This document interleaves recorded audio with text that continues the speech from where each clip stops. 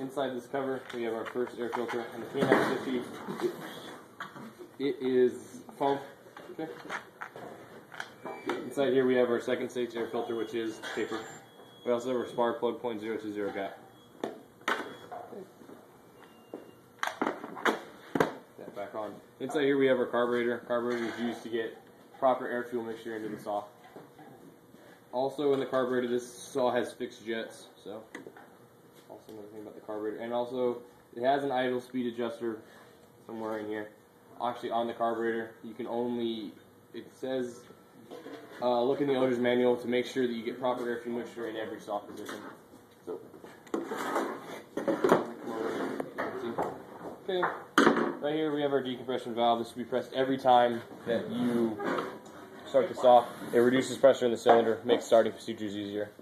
Okay, here we have a flywheel cover. It houses a spring-loaded pods that lock in the flywheel and also covers the flywheel. Now we'll get inside, which you can't see because I can't take this cover off, is the flywheel. On this saw, the K950 and the K750, these saws have active filtration, so the flywheel has 3 jobs instead of just 2. The first job of the flywheel is to have opposing magnetos that spin and will create electrical charge and transfer to the stationary magneto, which is right next to it. Okay. And we have the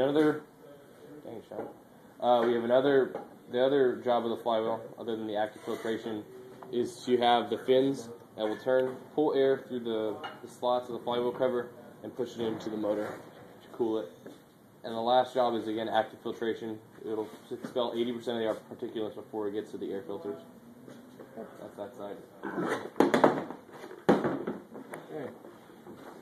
So up here we have our tensioning screw. This will allow you to adjust the tension of the saw. The optimal, where you want to have your screw, is in between these 2 lines right here.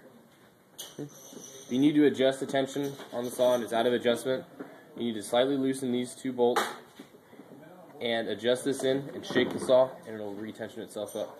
Tighten these screws back up, and you'll be able to tension your saw. Forgot to talk about this triple clutch back here. This is just like the chainsaw, same kind of setup. But this, instead of engaging at 3,000 plus, this will engage at 3,200 RPM, and will drive the belt, which will in turn turn the blade. Just the same as the chainsaw, same motion. When the forces get above 3,200 RPM, clutch will expand, thing will turn. All right. Stated about the spark plug. Alright, now we'll get into, you have to change this off from an inboard, which is this right now, to an outboard. Changes from inboard to outboard is almost the same as messing with the tension. Again, you're going to loosen these up a little bit. You're going to loosen this all the way out. You're going to be able to take off your cutting head, and you're going to be able to loosen these 2 bolts. The whole assembly should come off. Be able to switch it from inboard to outboard. Alright, now we'll get into the blade. There's 3 sizes of blades and 3 types of blades. The 3 sizes of blades are 12, 14, and 16. The 12s have a 4-inch cutting depth. The 14s have a 5-inch cutting depth. And the 16s have a 6-inch cutting depth. Okay, we have the 3 blades. This blade is a composite?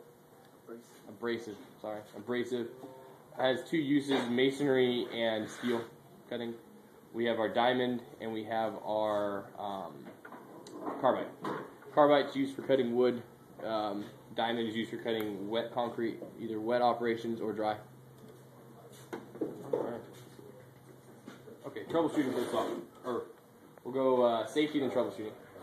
The safety for the saw is, again, just like the chainsaw. There's 7 things you have to state. 1 is make sure we wear proper PPE. 2 is make sure the area is clear. 3rd one is don't cut in line with your body.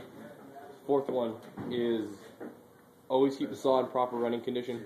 The 5th one is never cut above your shoulders.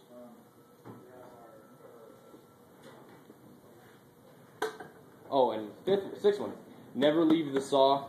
When you say you have the saw running, this doesn't have a chain brake. The saw will still run even when the saw will still keep turning even when the throttle has been released. Make sure you can never walk away from the saw without having this stopped. And the 5th one is never start in a hazardous atmosphere. That's it. Safety. Took me a minute.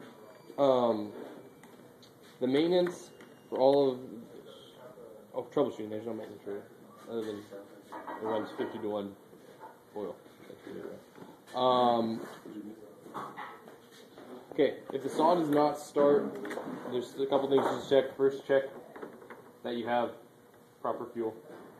Okay, if the saw starts and you have a puff of black smoke or a puff of smoke, you have bad premix. If